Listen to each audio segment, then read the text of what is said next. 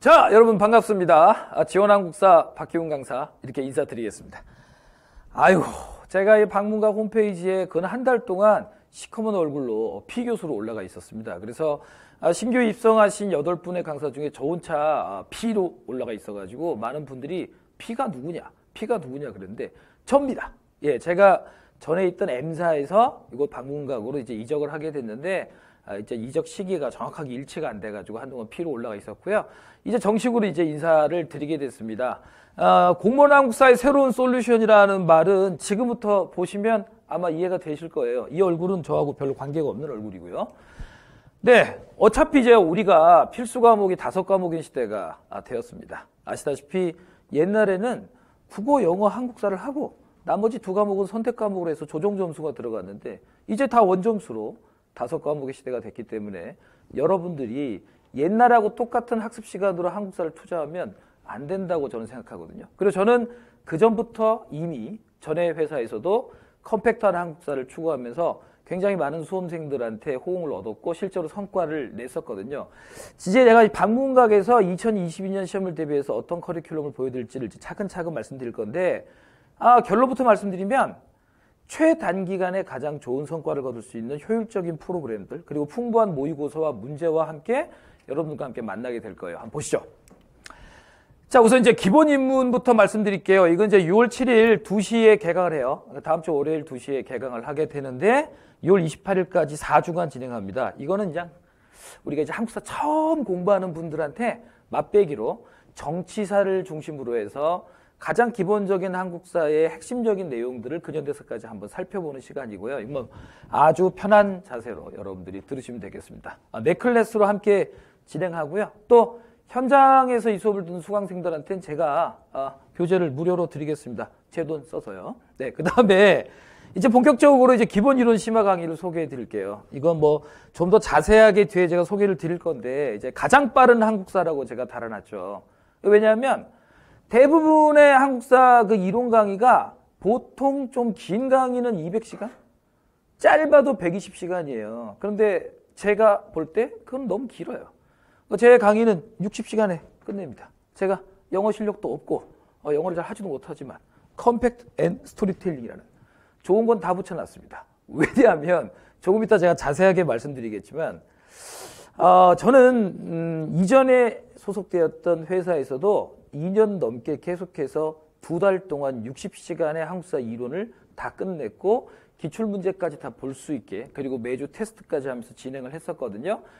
많은 수험생들이 거기에 대해서 의구심을 가졌지만 하나의 빈틈도 없이 충분히 강의를 그렇게 구성해서 진행해 왔고 이거 방문각에서도 제가 앞으로 이제 그런 식으로 강의를 진행할 겁니다. 바로 7, 8월에 현장 강의를 통해서 여러분들께 온라인 강의를 보여드릴 거고 또 현장의 수험생분들은 매달 제가 이걸 개강할 거예요. 2달에 한 번씩.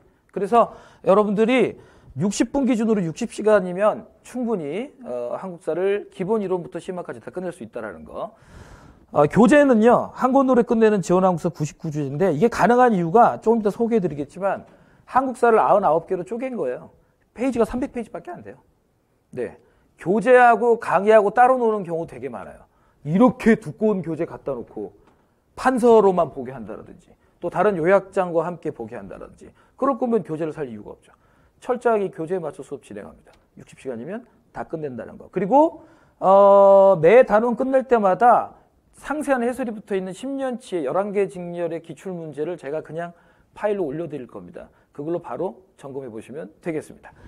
자, 그 다음에 이제 이 강좌가 굉장히 제가 흥미로운 강좌인데 압축이론, 필수기출, 예상문제, 사료연도 이게 무슨 말이냐면 자, 이제 이런 분들이 있잖아요. 첫 번째 분들은 어떤 분들이냐면 자, 요번에 뭐 국가직이나 지방직 시험에서 한 70점 정도의 점수가 나왔어요. 이제 처음 도전하셔서 다시 한번 이제 한국사를 공부를 하셔야 되는데 재도전을 하시는데 처음부터 다시 이제 기본 이론 듣기는 좀 그렇잖아요. 또 언제 또 기본 이론을 듣고 다시 시작해요. 그렇다고 기출문제를 바로 접근한 것도 애매하고 그런 분들. 그리고 두 번째는 이론 수업의 1회동이 끝난 분들. 이런 분들이 보통 어떤 공식으로 합니까? 바로 이제 기출문제로 들어가잖아요. 근데 사실 저도 이제 공무원 강의를 계속 하면서 느낀 게 뭐냐면 이론 수업 1회독이 끝나고 난 다음에 바로 기출 강의를 들어가면요. 거의 열의 9의 수험생들은 암기력의 천재가 아닌 이상 문제를 잘 못 풀어요. 헤매고. 그리고 문제 푸는 거 쓸데없이 선지들 다 외우고 이러고 있단 말이에요. 자, 우리가 기출문제를 풀거나 예상문제를 푸는 이유는 오직 한 가지 이유입니다. 각 주제에서 어떤 문제가 나오고 어떤 것들이 포인트인지를 알기 위해서 우리가 그걸 보는 거잖아요. 바로 그 점에 제가 착안을 해서 국내 최초로, 무슨 자동차 광고 같은데 국내 최초로 제가 개발한 프로그램입니다. 일명 뭉쳐야 푼다. 제목이 뭉쳐야 푼다입니다. 유명 TV 프로그램을 사실 좀 베꼈습니다. 뭉쳐야 푼다. 여기 압축 이론 하고요. 그다음에 기출, 예상 문제, 사료까지 전부 살펴볼 수 있도록. 그러니까 이론 이래독이 끝난 초시생들하고요. 또 한편으로는 이제 다시 도전을 하는 재시생분들 이론 강좌 거치지 않고 바로 일로 들어와서 기출과 예상 문제 이론을 다 끝낼 수 있는 그런 프로그램이에요. 조금 더 좀 더 자세하게 말씀드릴게요. 이것도 7월에 현장에서 바로 개강할 생각입니다. 보통 이제 이런 식의 강의는 9월 달에 하잖아요. 빨라도. 근데 그런 식의 처음부터 다시 시작할 때 재시생들 분들이 빠르게 그런 수요를 원하는 분들이 많이 계세요. 그런 분들을 위해서 7월 개강, 8월 종강으로 바로 선보일 거고요. 역시 60시간입니다. 제가 이제 전에 있던 회사에서 이거를 한번 그분들한테는 처음 시도해 본 거죠. 일종의 베타 테스트였는데 몇 가지 착오도 좀 있었어요. 그러니까 60시간에 못 끝내고 한 75시간 정도 걸렸거든요.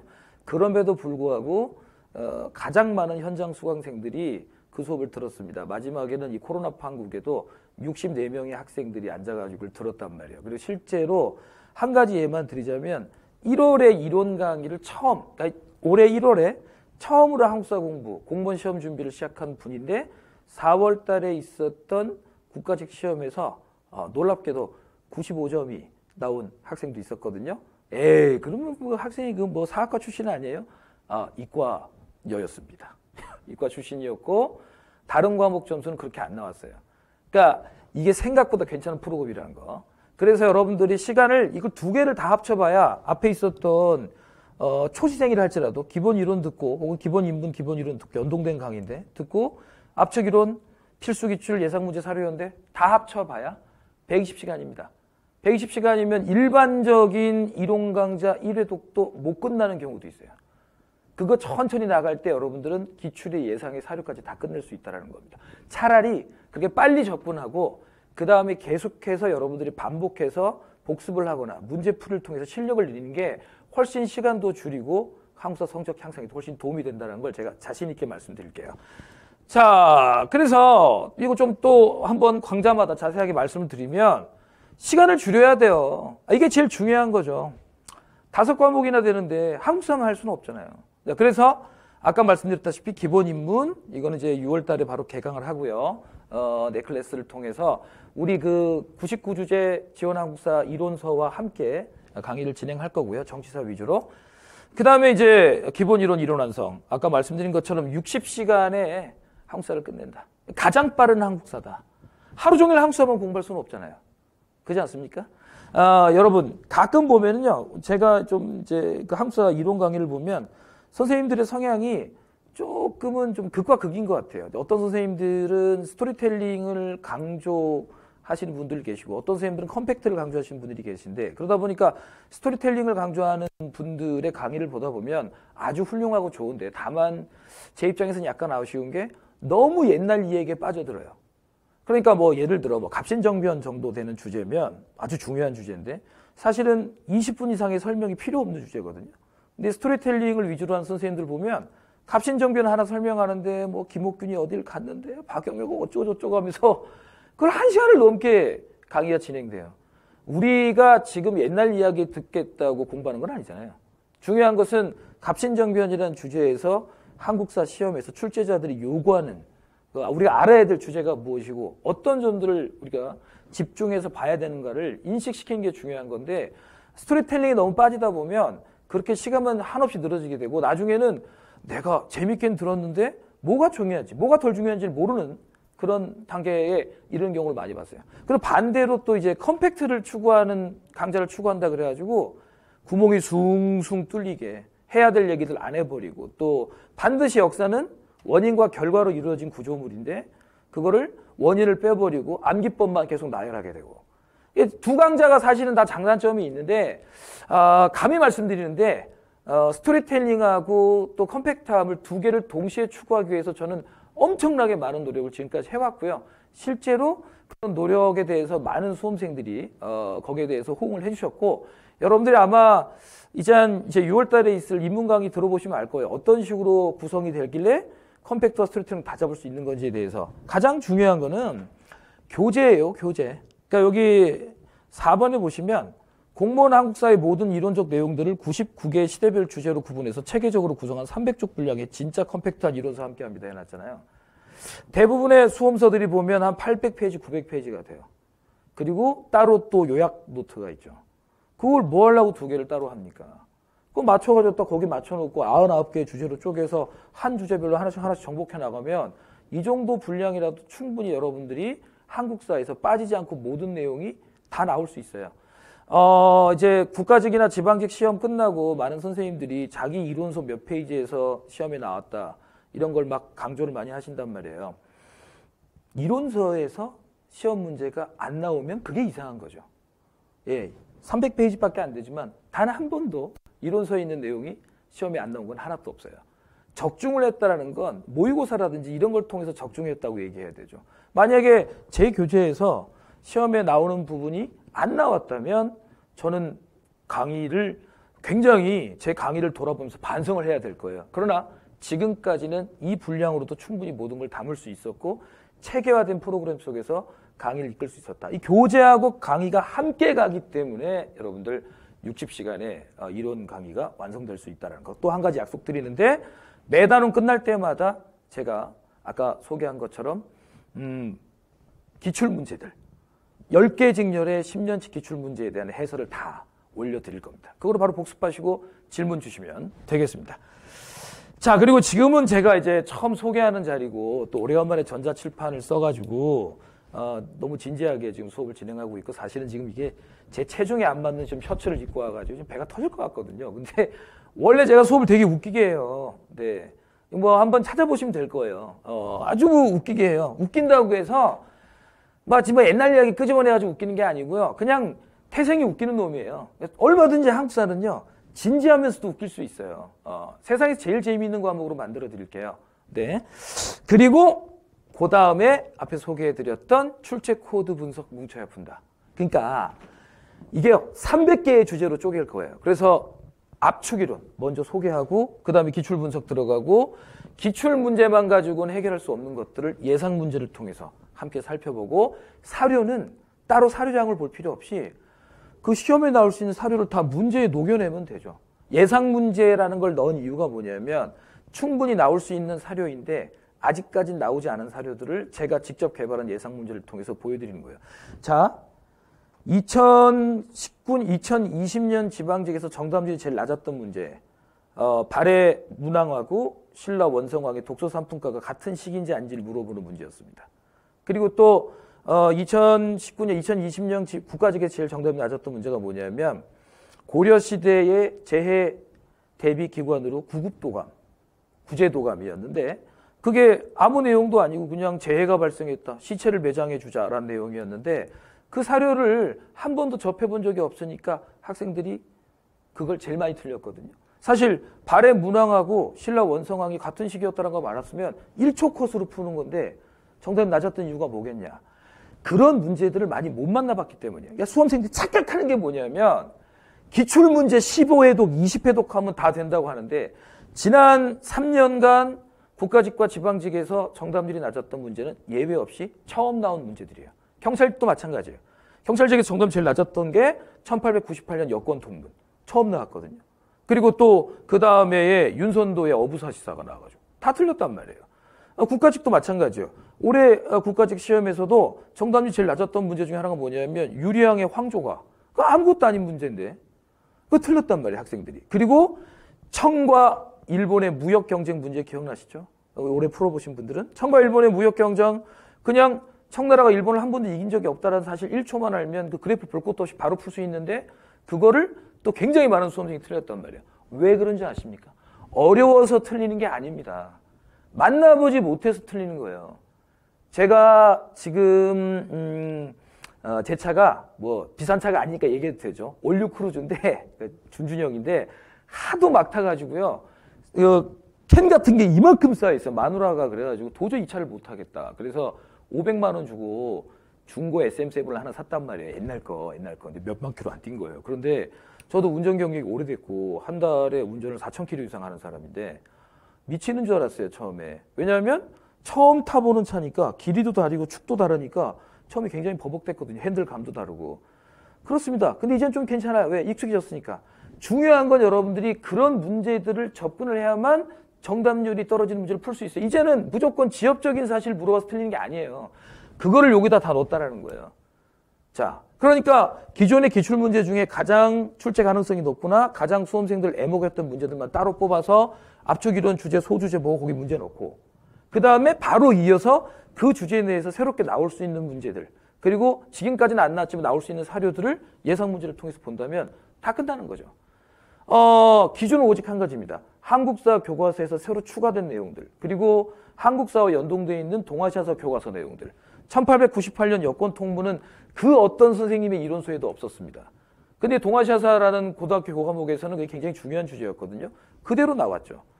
그냥 저는 그때도 모의고사를 통해서 그걸 이제 나올 수 있다고 소개해드렸는데 그 기준에 맞춰서 새로운 문제까지 개발해서 함께 하면 60시간 안에 저기 역사 인문, 사실로서 역사, 기록서 역사부터 맨 마지막에 아만합니다. 이명박 대통령까지 다 끝낼 수 있습니다. 예. 그리고 아까도 얘기했지만 애매한 분들이 있죠. 어떤 분들. 그러니까 이제 뭐 일단 1회 도건 했고 시험도 쳐봤는데 한 70점 정도 나왔는데 이제 와서 다시 또 도전을 할 때 또 기본 이론 듣기는 좀 애매한 분들은 바로 들어오시면 돼요. 바로 들어오시면 돼요. 자신 있게 말씀드립니다. 그리고 이론 강의를 1회 독하신 분들은 또 따로 바로 문제만 풀 게 아니고 다시 한번 내용을 점검하면서 접근하시면 되겠습니다. 네. 분명히 여러분들한테 아주 단기간에 한국사를 정복하는 중요한 코스가 될 수 있다는 거. 그리고 왜 제가 출제 코드 분석이라고 그랬냐면 이렇게 해서 내용을 보고 모든 종류의 문제를 풀어보면서 사료를 접근해보면 여러분들 그 주제에서 이 출제자들이 뭘 물어보는지가 보입니다. 그게 보이면 여러분들이 시험장 가서 새로운 문제가 나와도 당황하지 않고 풀 수 있다는 거. 자, 좋습니다. 그래서 이제 가장 기본적인 강좌들에 대한 소개를 드렸고 이걸 잘 8월까지 다 끝내드릴 거예요. 그리고 이제 이거는 다양한 형태의 이제 문제들인데 이건 뭐 빨리 얘기하면 9월에 개강해서 10월에 종강하는 예상 문제 500제. 주로 이거는 여러분들 그 기출 문제들을 변형한 것들을 주로 제가 보여드릴 거예요. 그러니까 시간도 짧아요. 그러니까 뭐 현장에서 저녁 때 3시간씩 해서 총 24시간 할 거거든요. 2달 동안. 24시간 동안 500문제를 푸는 거예요. 단원별로 기출 문제를 변형한 여러 가지 것들을 살펴볼 거고요. 자, 그 다음에 이거는 대한매일 모의고사는 제가 그 전에 있던 회사에서도 매달 했었고, 뭐, 수강생이 전체 전 과목 모든 강좌 통틀어 수강생이 두 번째로 많았던 강의였거든요. 총 수강생이 이제 4,000명 정도 들었었어요. 왜냐하면 이걸 제가 우리 방문각에서도 매일 진행할 건데 월, 화, 수, 목에 쿼터 모의고사로 5문제씩 내어드릴 거예요. 그걸 이제 내 클래스랑 연동지어서 할 건데요. 아마 저녁 시간에 할 것 같아요. 그래서 저녁 시간에 5문제씩 풀고 여러분들은 그냥 펜 들 필요도 없어요. 그냥 이제 식사하시고 난 다음에 혹은 식사하실 때 이제 스마트폰으로 한번 볼까 해서 5문제씩 점검하는 프로그램이거든요. 이게 굉장히 부담이 없고 또 모든 게 다 눈으로만 봐도 확인할 수 있는 과정이었기 때문에 굉장히 많은 수험생들이 이걸 좀 들어주셨던 것 같아요. 전에는 제가 이전에 있던 회사에서는 이거를 전범위로 했었는데 올해는 이제 방문각 우리 회사에서는 이제 예를 들어 월요일에는 공지해드리겠지만 뭐 고대사, 화요일에는 고려 조선사, 수요일에는 근대사, 목요일에는 뭐 일제 현대사 이런 식으로 아예 시대를 잡아놓고 필요한 날짜만큼 여러분들 정리하게 해드릴 계획이에요. 빠르면 7월부터 바로 시작할 생각입니다. 그래서 매달, 그러니까 7월 대한매일 모의고사, 8월 대한매일 모의고사, 9월 대한매일 모의고사 이렇게 진행을 할 거고요. 문제는 아주 쉬운 문제 하나, 그리고 일반적인 문제 2개, 완전히 새로운 유형의 문제 이렇게 2개 섞어가지고 진행할 거기 때문에 굉장히 흥미로운 시간이 될 거고 이것만 1년 내내 쭉 따라오셔서 100점 먹었다는 학생들도 계셨어요. 그러니까 아주 편안한 자세로 저녁 시간 때 밥 드시면서 보시면 됩니다. 자, 그리고 이제 주제별 2%업 모의고사를 11월, 12월에 제가 진행할 겁니다. 이 주제별 2%업 모의고사라는 건 뭐냐면 전범위 모의고사가 아니고요. 왜 시험에 자주 안 나오는 왕들. 근데 나오는 왕들 있잖아요. 예를 들어 고려의 문종 같은 왕들 시험 10번 치면 한 번 나온단 말이에요. 그러니까 이런 왕들. 혹은 또 문화사도 예술사별로 따로. 또 지역사가 제일 정답률이 낮거든요. 이런 식으로 특정한 주제들만 다 하나씩 선정해가지고 역시 24시간 동안 20회를 진행할 겁니다. 그래서 주제별 2%업 모의고사, 내가 좀 부족한 주제들, 부족한 내용들을 이 모의고사를 통해서 점검할 수 있도록 빈틈없이 진행을 할 거고요. 자, 그 다음에 이제 동형 모의고사하고 십지선다를 할 건데, 제가 이제 처음에 우리 방문가게에 와서 방문가게 그 운영진 분들하고 미팅을 했을 때 도대체 이게 뭐냐? 십지선다가 뭐예요 이게? 문제를 10개 낸다는 거예요? 뭐 선지를 10개를 낸다는 거예요? 뭐 물어보시더라고요. 그래서 제가 말씀드렸죠. 선지를 10개 내는데 이 선지 10개가 다 뭐냐면 기출선지입니다. 그러니까 한국사를 100개의 문제로 쪼개가지고요. 주제로. 그래서 예를 들어 이런 거죠. 구석기 시대를 물어보는 프레임은 2개밖에 없거든요. 구석기 시대 유적지 가지고 헷갈리게 되든지 아니면 구석기 시대와 신석기, 청동 시대를 구분하는 문제를 내든지 그렇게 해서 지금까지 나왔던 국가직과 지방직 또 기타 주요 직렬의 선지들을 가장 그 학생들을 골탕 먹였던 선지와 가장 보편적인 선지를 문제 안에 10개씩 넣는 거예요.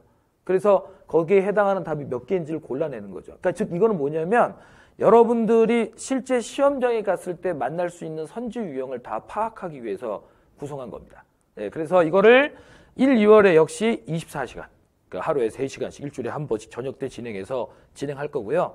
그 다음에 이제 시험 앞두고 이제 전범위 동형 모의고사를 해야 되겠죠. 그래서 국가직 대비 전범위 동형 모의고사. 그냥 동형 모의고사 하면 되는데 앞에 궁예란 말은 왜 썼냐? 마누라가 굳이 이거 넣어보라 그래가지고 누구인가? 이거 있지 않습니까? 관심법으로 다 보겠다. 그러니까 이 시험을 앞두고 우리가 접근할 수 있는 보편적인 유형의 문제와 새로운 유형의 문제가 결합돼서 총 10회 3월 달에 국가직 대비 또 5월에 지방직 대비 모의고사를 진행할 겁니다. 자, 여러분. 그리고 이제 또 3개년 미러링 모의고사. 이거는 이제 딱 한 번 강의하는 건데요. 요것도 역시 우리 방문가게 운영진 분들께서 물어보셨어요. 미러링이라니. 뭘 미러링 한다는 거야? 예를 들어 우리가 어릴 때 이런 거 하지 않았어요? 야, 이 바보야 이러면 반사. 이게 미러링이잖아요. 쉽게 말하면. 그러니까 보세요. 2019년 국가직 시험, 2020년 국가직 시험, 2021년 국가직 시험이 있어요. 이 3개년간의 국가직 시험이 있으면 그 국가직 시험에서 예를 들어 퇴계 이황을 물어봤다면 그걸 그대로 율곡 2기로 바꾸는 거예요. 그렇게 해가지고 3개년치의 미러링 모의고사를 진행합니다. 3월에는 국가직, 또 5월에는 지방직. 만약에 또 우리 방문각에서 또 소방직도 대비하게 된다면 소방직도 하고 각자 직렬에 맞게. 이게 여러분들이 이제 믿거나 말거나인데 그 전에 회사에서 제가 2개년 미러링 모의고사를 무료 강의로 했었는데 그때 지방직 2개년 미러링 모의고사 2019년 2020년 미러링 한 문제 40개 중에 14개가 똑같이 나왔어요. 시험에. 지방직하고 소방직은 특히 거의 패턴이 같이 따라가요. 예. 소방직 같은 경우는 5년 연속 흥선대원군 나오고 있어요. 예. 그러니까 미러링 모의고사가 꼭 필요한 거예요. 그 단과로도 엄청나게 많이 사셨거든요. 그래서 우리 방문각에서 3월에 국가직 미러링, 지방직 미러링을 시행할 거고요. 이거는 딱 한 번의 특강으로 바로 올려드리도록 하겠습니다. 자, 그리고요. 이제 설날 특강으로 진행할 것들인데 넥클래스와 함께 전근대사의 모든 왕들, 그러니까 전근대의 모든 왕들을 정치, 경제, 사회, 문화의 업적들을 다 정리해가지고 한꺼번에 다 정리하고 거기에 해당하는 문제들을 풀어보고 근현대사 하면 이제 수험생들이 제일 힘들어하는 게 연도잖아요. 연도. 물론 이제 뭉쳐야 푼다해서 짚어야 될 연도를 다 보기는 할 거지만 그래도 한번 연도만 한번 쫙 사건별로 정리를 해서 접근해보고 문제 풀어보는 특강. 그리고 역시 지역사. 그러니까 시험에 나올 수 있는 지역들이 최소 60군데 이상이 있어요. 근데 이것 때문에 이것만 하면 제가 이제 매주 모의고사를 진행했었기 때문에 맨날 이 부분을 맨날 틀려요. 그래서 각 지역별로 뭐가 나오는지 중요한 건 이거예요. 제가 볼 때는 지역사 특강은 많은 선생님들이 하시는데 약간 아쉬운 게 뭐냐면 너무 의혹이 많으셔가지고 예를 들어 평양 하나만 해도요 70개씩 가르쳐 주세요. 우리가 이거 어떻게 해요, 그거를. 네. 어차피 시험에 나올 수 있는 것들은 교과 교재에 있다고 해서 다 나오는 게 아니고 지역과 연동해서 나올 수 있는 한계가 있거든요. 예를 들어 평양같이 유명한 도시를 할지라도 물산장려운동, 조이총의 난, 최강수의 난 정도 이외에는 사실 내기가 힘들어요. 그러니까 딱 시험에 나올 수 있는 그런 사실들을 지역과 함께 연동지어서 역시 또 해보고 문제 풀어보는 특강을 설날 때 할 거고 한 강좌당 3시간, 많으면 4시간으로 끝내도록 할 거예요. 자, 여러분 지금까지 제가 올해 2022년에 어떻게 강좌를 진행할 건지를 소개를 해드렸는데요. 하여간 포인트는 이거예요, 여러분들.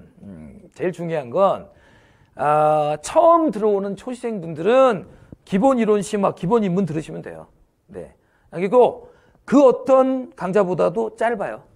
네. 시간 절약합시다. 150시간씩 되는 수업 듣지만 세살게 가르친다고 해서 다 알게 되는 게 아니에요. 여러분들 충분히 이 시간에도 모든 걸 담을 수 있어요.